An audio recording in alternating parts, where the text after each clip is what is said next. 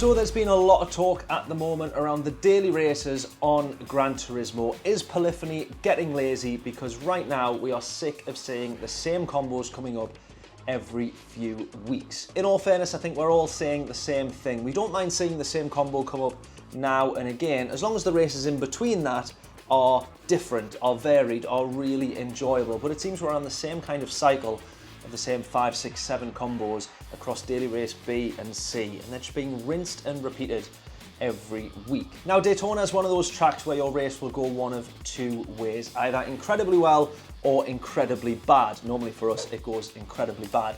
But this time round, it was just incredibly boring. Right then, P9 starting this one, going for something a little bit different.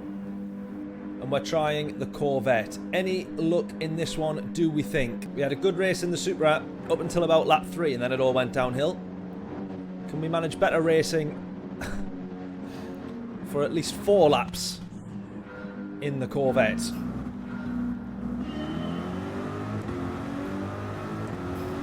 Right, so here we go.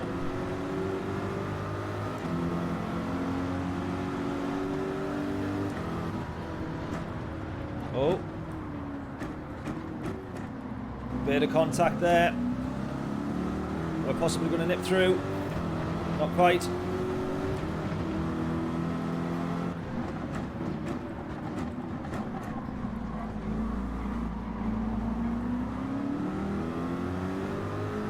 Right, everyone makes it through. Still in single file. Oh, Storm, no. He's got that one wrong. 2 positions for us, up to P7. He's given the position back.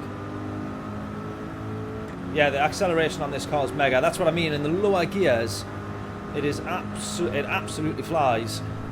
Whereas the Supra feels like it's a little bit slower on the way out the corners. It's not, but it gives you that false sense of security to keep your foot flat, and then the power band kicks in and away you go. You are facing the wrong way before you know it. At least this Corvette just tells you how it is right at the start. We're not quite within slipstream. We need to close that gap. Otherwise those guys, look at this, Supra in the slipstream of me, plus it's slightly higher top end, and away it goes.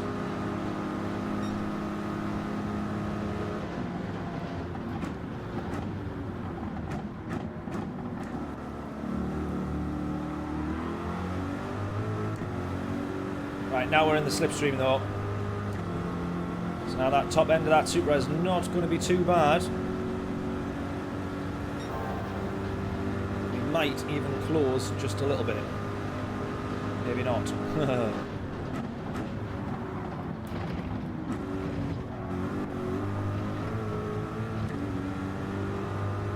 Please drop your track limits for the first half of that chicane. I think we're okay.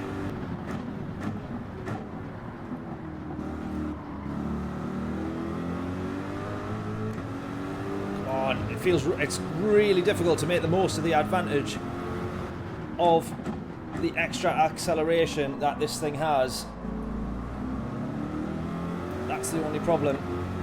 When you're up against the Supra, as soon as you get past 100 miles an hour, you're starting to level out. Once you're into kind of like 5th gear territory here, had to go to the inside, get that one done. Keep it planted, go. Oh, trying not to spin at the same time though. Right, we get through that one. Right, much better exit there, but then look at that gap there is just going to tail off, and they're going to start pulling away. Look at this. Look at this extra speed this guy's got.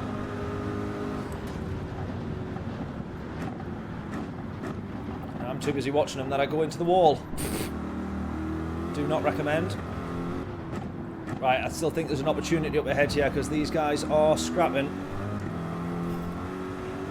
Slight snap of oversteer there, come on. Right, look at that, all of them carry on, which I'm surprised to see them do. I definitely am going to change tyres. Right, come on, let's see where we end up here. How are we at the back again? Surely everyone else still needs to pit here, come on. 26-second gap, how's that?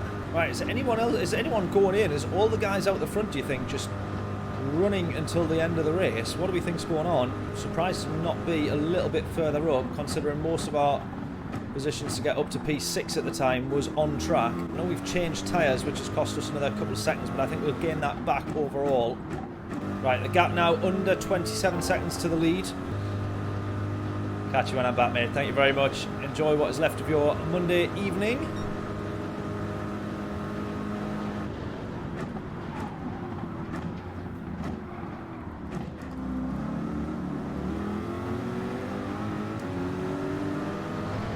Kashi and the Super has done well there to make sure he gets himself back in front, because he's really costing me the time now, which is what he wants to do.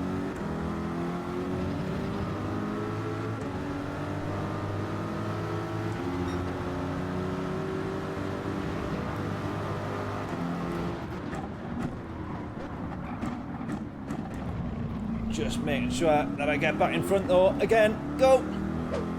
P9 or P10. Right, we've got to have a bunch of pit stops here. Due now, surely.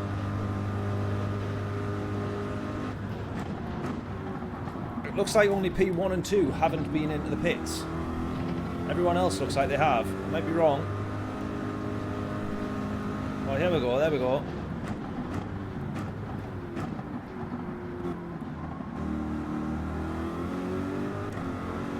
No, even then, still we're P8 here.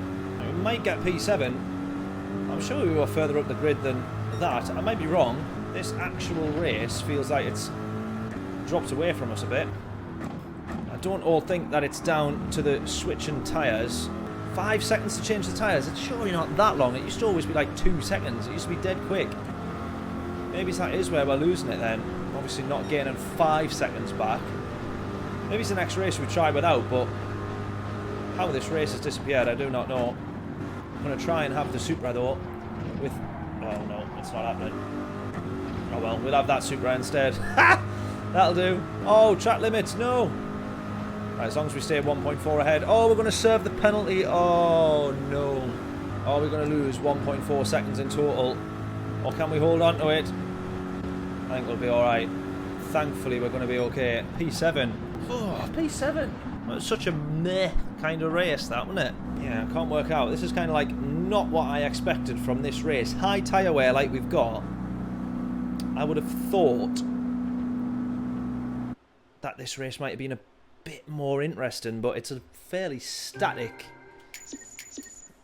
race, isn't it? A fairly static race, and this is the problem. We've seen this combo come up, John says now, for the 4th time this year. And you would think if they're going to repeat a combo, it would have to be by popular demand. And I know there's some big fans of Daytona, but me, I always struggle around here in general, but I struggle to enjoy the racing. So forgive me for expecting a little bit more from this one, but it's a bit disappointing, isn't it? Tyre change costs 6.2 seconds. How? It never used to, anyway.